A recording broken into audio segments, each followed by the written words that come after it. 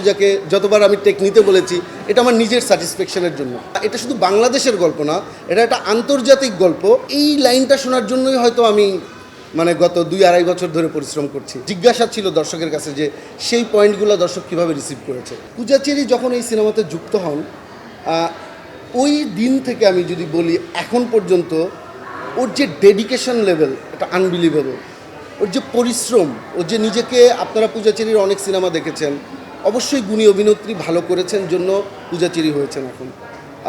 কিন্তু দমের জার্নিটা আমি মনে করি ডেফিনেটলি ডিফারেন্ট, এবং এইটাতে ওর নিজেকে পরিপূর্ণ শিফট করা, একটা মানুষের অভিনয়ের স্কিল থেকে শুরু করে গল্প বোঝা, গল্পের সাথে একাত্ম হওয়া, এবং সবচেয়ে টাফ দুর্গম লোকেশনগুলোতে শ্যুট করা, প্রত্যেকটা জায়গায় না ফুল অন এনার্জি লাগবে, ফিজিক্যাল ফিটনেস লাগবে, মেন্টালিও আসলে এই গল্পের সাথে অ্যালাইনমেন্ট লাগবে। তো ও নিজেকে আমূল পরিবর্তন করে ফেলেছে। আজকে দমের ভেতরে ওর যে পারফরমেন্স, আমি এডিটিংয়ে বসে প্রত্যেকটা বার আমার সব আর্টিস্টকে নিয়ে আমি অনেক হ্যাপি, নিশোকে নিয়ে তো অবশ্যই আরও বলবো। পূজার যখন আমি এডিটিং করি, আমার নিজের যেটা হয় যে আমি শুটিংয়ে যদি ফিল করতে না পারি, আমি বারবার টেক নিতে থাকি। আমি শিওর পূজাকে যতবার আমি টেক নিতে বলেছি, এটা আমার নিজের স্যাটিসফ্যাকশনের জন্য। আর এডিটিং টেবিলে আমি চিন্তা করি আমি কতটা ফেলে দিব, কতটা রাখবো না, মানে যেটা আমার ভালো লাগে না আমি ফেলে দিব।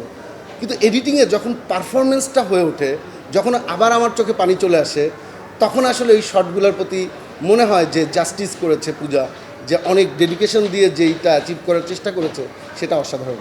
আমি একটা শিওর রেসপন্স মাত্র আমি শুনলাম আমার সিনেমাটা নিয়ে। আমার যেই পয়েন্টগুলোতে ডিরেক্টর হিসেবে চিন্তা থাকে, মানে টেনশন থাকে, সেই পয়েন্টগুলোর প্রথমে আমার জিজ্ঞাসা ছিল দর্শকের কাছে যে সেই পয়েন্টগুলো দর্শক কীভাবে রিসিভ করেছে।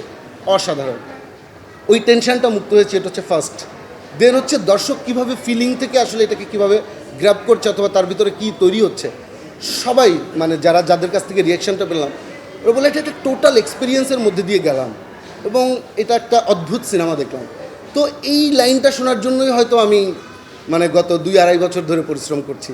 তো প্রথম শোয়ের রেসপন্স এবং সোশ্যাল মিডিয়াতে অলরেডি আসা শুরু করেছে, এটাই আসলে হ্যাপিনেসটা, এটাই আসলে আনন্দের বিষয় যে সামনের দিনগুলো দম ইনশাল্লাহ বাংলাদেশকে অন্য জায়গার, আছে না সিনেমার জায়গায় একটা অন্য ভিন্নভাবে রিপ্রেজেন্ট করবে, বাংলা সিনেমাকে আসলে মার্কেট প্লেসে নিয়ে যেতে পারে।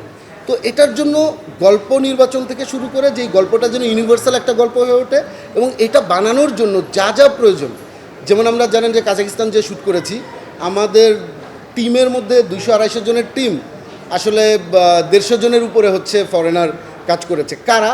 খুবই প্রফেশনাল লোকজন কাজ করেছে, যারা ইন্টারন্যাশনাল সিনেমায় কাজ করে, এবং আমাদের ডিপো থেকে শুরু করে লাইট ডিজাইনার প্রত্যেকে তারা আসলে ওই মানের কাজ করে। তারা যখন এই গল্পকে রিসিভ করে ফেলেছে যে না এটা শুধু বাংলাদেশের গল্প না, এটা একটা আন্তর্জাতিক গল্প, ওইটা হচ্ছে আমার কাছে প্রথম কানেকশানটা খুব খুব আনন্দ লেগেছে। এরপরে যখন আমরা একসাথে কাজ করতে গেলাম, লেন্স তো অ্যানামরফিক লেন্সে এর আগেও শ্যুট হয়েছে, হয়তো রিলিজ হয় নাই, আমরাও করেছি। লেন্সটা আসলে কোনো ব্যাপার না, যে যেই গল্পের জন্য একটু বিল বেশি আসছে লেন্সে।